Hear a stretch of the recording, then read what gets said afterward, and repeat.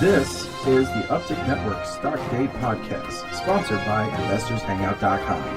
Penny stock news and interviews from the microcap world.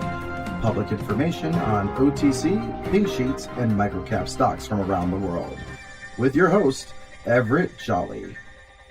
My next guest is a new guest. We've never had him on the show before, but they've got a really interesting model. They're kind of a biotech company. They're touching a little bit of the cannabinoid industry and the food and everything. We're talking about Lexaria Bioscience Corp. Well, they trade on the OTCQB under the ticker symbol LXRP.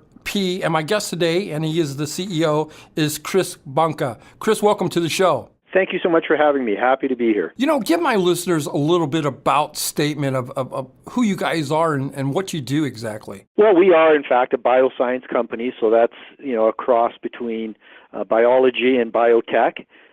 We have a very broad technology portfolio. What we do is we make hard-to-deliver molecules reach your bloodstream. There's a lot of things like vitamins, cannabinoids, and other molecules that when you put them in your mouth, very little of it actually gets to your bloodstream. We change that process, and it has pretty profound implications in some of the industries that we are active in. I'm really surprised because, I was reading about that a couple of months ago where a lot of the medicines really don't get into the stream where it should be. Yeah, they're coming up with ideals of like holding it on your tongue, hold it in your mouth, don't swallow it and stuff like that. Why is that so important? Oh, it's profoundly important, really important. I mean, people's lives depend on it. I'll give you an example. When people smoke a cigarette or smoke a joint, right, 30 to 35% of the active ingredients in those products actually make it into the bloodstream. And that's a very high number. That's almost pharma grade, and that's because your lungs are very porous and pulmonary absorption is very, very efficient. So 30 to 35%. You mentioned a tongue product, so sublingual products that absorb through the mucosal membranes in your mouth and throat. They only absorb usually at a 12 to 14% range. And even worse, a lot of molecules like fat-soluble vitamins or cannabinoids, when you eat them and they go through your GI, they typically absorb, now get ready for this, they typically absorb at only about a 5 or 6% rate, which means 95% of what you think you're putting into your system is either destroyed in the stomach environment, the acidity, or is excreted and not absorbed. So being able to get more of what you want where you want is not only cost effective and that sort of thing, it also has a lot of health benefits if, for example, you could deliver nicotine at a more favorable rate without having to smoke the product. There's estimates that 8 million people a year will die from smoking cigarettes. That's a lot of people. So these are very profoundly important topics for different reasons. So when you say you're going to manipulate the molecules, what applications is that going to be used for? Well, the one that I think people are probably paying most attention to us for lately has been in the cannabis sector. It's certainly not the only one for us, but the cannabis sector is a hot one right now. And the numbers that I gave you are very accurate for cannabinoid absorption. Therefore, there's a real problem in getting these cannabinoids, usually THC, which is the psychoactive cannabinoid that people speak of, or CBD, cannabidiol, which is the non-psychoactive, more medicinal compound. For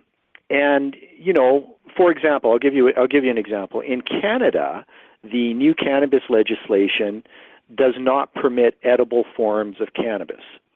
So if you are a medical cannabis patient in Canada, you are not allowed by law to consume that cannabinoid product through an edible. You have to smoke it. Wow. And that's not really healthy. So it's not great legislation. I'll give you a contrast. In the state of Pennsylvania, they just passed their medical cannabis laws, and in the state of Pennsylvania, it is illegal to sell medical cannabis in a smokable form. you may only consume it as an edible or as an oil, which is very healthful for medical patients. But now you come into this absorption problem, which is where we solve it. We've done in vitro lab studies. We're the only company that I'm aware of in North America that's done this, by the way. And we have delivered results as high as a 500% improvement in absorption across what's called the epiintestinal wall, the human gut. So that means that if 5% is typically being absorbed without our technology, then with our technology, we're boosting that to 25%, which is a very big increase and getting it close to par with smoking. So you can see the benefits there. Absolutely. I'm glad that you brought it up because you guys are kind of known as a pot stock, and there's a ton of companies out there, probably over 300 publicly traded companies, and most of them are valued under $1 or something like that. But what makes your company so different and unique from the other technology companies that are in the cannabinoid hemp area and cannabis sector? Well, I think it's just that. It's the fact that our technology is about delivering these cannabinoids to the bloodstream.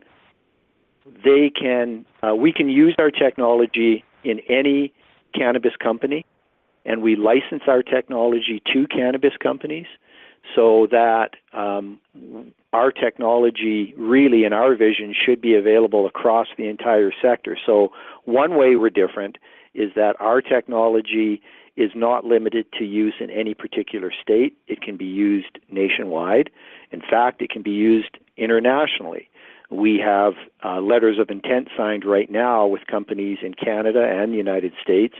We have discussions going on right now with companies in Europe.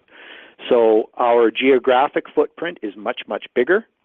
And the fact that we're so focused on the delivery of molecules, one thing I should say is, although again, the pot stock industry really has paid a lot of attention to us, our patent portfolio, which is very broad, also names molecules like vitamins, NSAIDs, or non-steroidal anti-inflammatories. Those are things that you have in your medicine cabinet at home, like ibuprofen or acetylsalic acid, aspirin, and also nicotine. So vitamins, NSAIDs, nicotine, and cannabinoids, we believe, are all amenable to our conjugation technology, and that makes us really different from any other pot stock you've ever seen. Well, let's stay on the technology side of this. How do you guys know it actually works? I know you guys are in the progress of 18 patents pending, but I mean, educate myself and my listeners. Do you send a portion of that to the FDA? How do you get status saying, hey, this does what it says it does? Yeah, absolutely valid question, and we welcome it because it actually is another thing that kind of distances us from some of the others. So 2 years ago, we had 2 patents pending. Today, we have 18. One of the 2 patents pending that was originally a pending has since been awarded. In other words, we have 1 patent granted for non-psychoactive cannabinoid delivery. We have 18 patents pending. We have a patent granted in Australia that we are expected to receive the paperwork next month. And we're now patent pending in 42 countries around the world. So we've greatly expanded the IP portfolio. On the science side, we, as I said, we actually conducted in Pennsylvania in summer of 2015 in vitro lab experiments with human epiintestinal tissue. We showed the large increase in intestinal absorption. Since then, we've done 3 other sets of human testing with human volunteers, various other testing. I won't bore you with all the details, but those tests have, for example, looked for things like a nitric oxide biomarker study.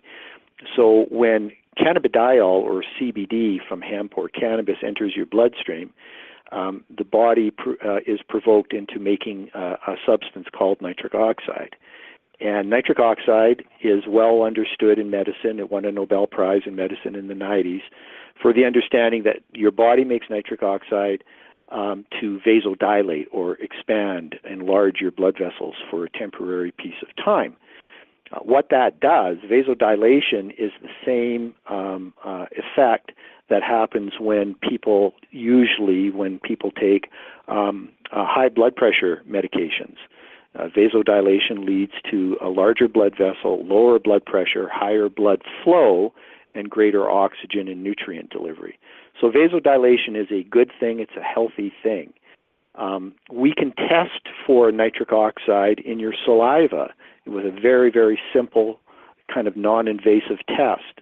And so in that particular test that was conducted about a year ago, we tested for nitric oxide, and when people consume products where our tech was at work, we, believe it or not, registered increases in nitric oxide of anywhere between roughly 500 and roughly 1,000% in a 15 to 30 minute time span. So a 5 to 10-fold increase in nitric oxide production. And we've done other testing that has validated, for example, in the THC market for cannabis, that has validated that people, THC is obviously fairly easy to test for the effects of, and we validated that people feel the effects of THC in edible products with our tech in as little as anywhere between about 12 and 20 minutes. And what that told us was that our theory is quite rightly true, that we are bypassing first-pass liver metabolism. And instead of going from stomach to intestine to liver to bloodstream, which takes about an hour and a half, we go stomach, intestine, bloodstream. And that's much quicker because we don't have to be subjected to what is called first-pass liver metabolism, and it gets that molecule into the bloodstream more quickly. That matters to recreational or medical cannabis patients. It also matters to patients or anybody who is taking NSAIDs.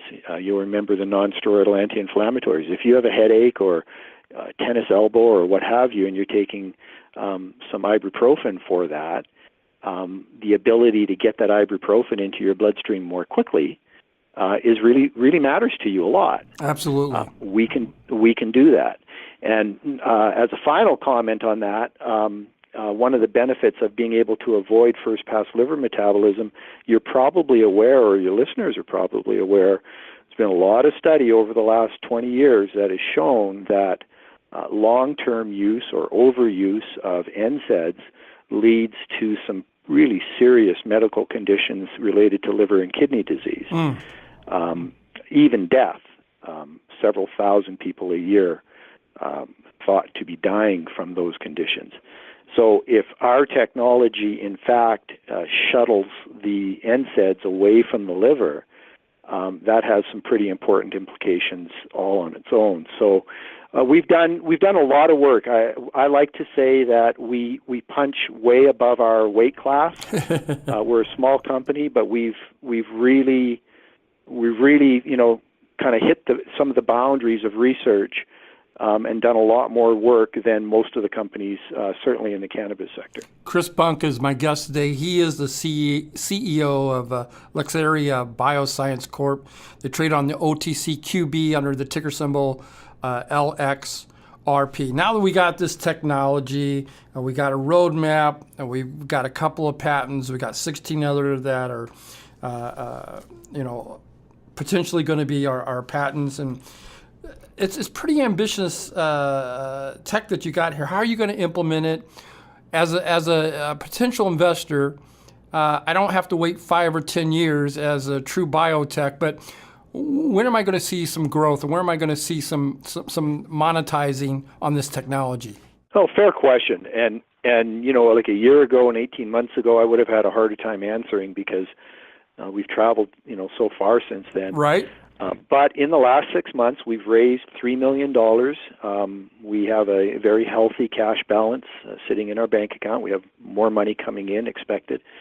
So certainly for the first time really in a long, long time, arguably ever, we are fully funded. We feel we're fully funded for 2017 and 2018. Both for R&D as well as for operations. So that certainly allows us to deliver. The we just announced $1 million R&D budget for 2017 and early 2018, and we'll start that budget next month. That, too, is going to kind of provide us with the foundation or the framework to deliver on the licensing side of things.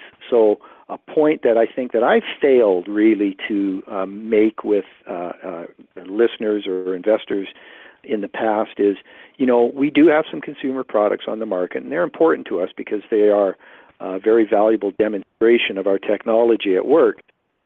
You can taste the difference, smell the difference, and feel the difference in these products. But at our heart, we are a technology licensing firm. And those relationships, take some time with corporate testing and fitting our recipes or our technology into people's existing recipes for edible products. So I think that later in 2017 and certainly in 2018, I think that we should be expecting in those timelines a pretty dramatic shift in our revenues, a shift upward. And because most of our revenues we expect will come from technology licensing, you have to understand that our profit margins on those revenues are well north of 90%. Wow. So a small amount of top-line revenue growth will drive almost the equivalent amount of bottom-line earnings growth. So once our G&A is covered, which it is now from capital on hand, really the bulk of those technology revenue, just like a software company, flows to the bottom line. So I think we're going to start to see that shift later in 2017 and certainly in 2018. Can't really go too much further Absolutely. than that with regards to projections, but I can tell you, it's been an eye opener even for me to realize the stature of some of the companies that have approached us. Wow. Yeah, I mean, I'm in my mid-50s. I've been around the business world a long time. I've never experienced this before in any business I've ever been in, where companies are curious enough about what we're doing that they are calling us at times and, wanting to set up meetings to discover exactly what it is that we're doing. So that doesn't prove that anything major will ever happen with those companies, but it certainly is an indication of their level of interest. And I can tell you this, we have quite a handful of PhDs either in consulting arrangements with us or on the other end of the phone when we have those other strategic meetings. And the science works. It's well understood. The human physiology of shunting certain molecules away from your liver, that's well understood. It's well established. I think what makes us really novel is that it's just one of those really obvious things that nobody ever thought of before. And it's a marriage between biotech, physics, and food Absolutely. science. Well, Chris, you said it a lot today. You said it all. I mean, I want to recap a little bit. Chris Bunka is our CEO that we've been talking to here for the last 15, 20 minutes. And, he's head of Lexaria Bioscience. And basically, they've got the technology. They got some patents in the pipeline. And he's saying that, hey, 2017 is going to be our year. Look for some license deals. Look for some revenues to fall on the balance sheet. In closing, is there anything that we didn't get a chance to talk about that you would like to close with? I suppose there probably always is, but I would say this. You know what? We are planning, we are budgeting, and we are fully funded for a tenfold increase in applied R&D this year compared to anything we've ever done in the past. And that R&D, as I say, it is applied work. That is going to allow us to lever the science onto the bottom line. And I really think that, as I say, by the end of 2017, we're going to have really piqued the interest of a lot of companies in a lot of sectors to partner with us and get our technology into their existing product lines. And that will show really dramatic revenue growth if we're able to achieve that. Chris, I want to thank you for coming on the show. You're listening to Stock Day. You like I said, you said it all. I'm looking forward for you coming back on the show in 40 or 50 days. Give us an update, especially on the project you're going to be launching here in June with the research and development. I wish you nothing but continued success. Thank you very, very much, and I look forward to coming back and talking.